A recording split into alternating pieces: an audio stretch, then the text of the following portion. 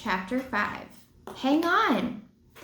Annie drove the moon buggy over bumps and hollows. It bucked like a bronco. I'm going through there. She pointed to an opening between two mountains. Jack held onto the dashboard. The buggy bumped toward the opening and shot through. On the other side, the ground was even rockier.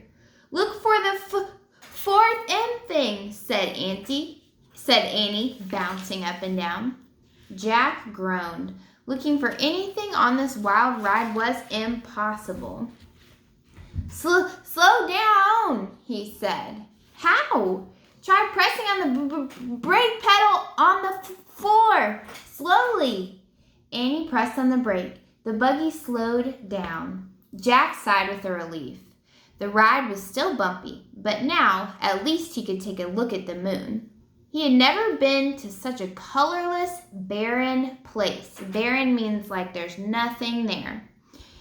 There was no green, no blue, no red, no water, no trees, no clouds. Can you imagine that? Just like none of the things that we have here on Earth. No colors, no flowers, no grass, no vegetation, no clouds, anything.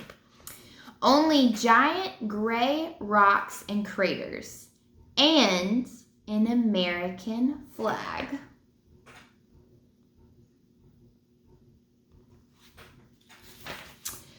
Oh man, said Jack, that's from the first astronauts who landed on the moon. And look, a telescope, said Annie. She drove near the flag and telescope. Then she put her foot on the brake until the buggy stopped. She pressed a button that said, off. Then she and Jack hopped out. They took slow, giant steps to the site of the first moon landing. Beside the flag was a sign. Annie read it aloud. Here, men from the planet Earth first set foot upon the moon, July 1969 AD. We came in peace for all mankind.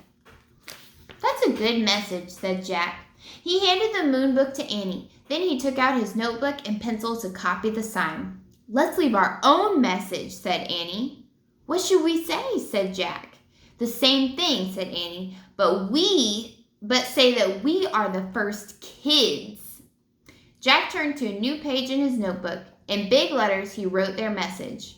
Now we have to sign it, Annie said. Jack signed his name.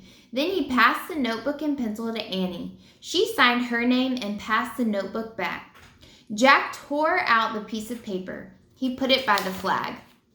Today, the first kids from the planet Earth came to the moon. We came in peace for all children. Jack and Annie.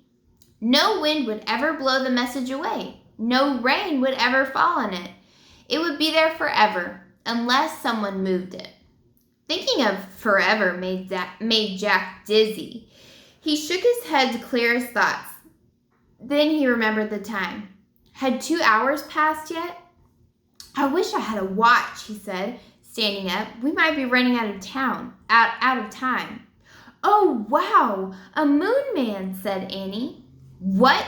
Jack turned to look at her. She was staring through the telescope. Jack walked over to the telescope. Annie stepped aside so that he could look too. Jack gasped. In the distance, something was flying above the ground. It looked like a giant man in a spacesuit.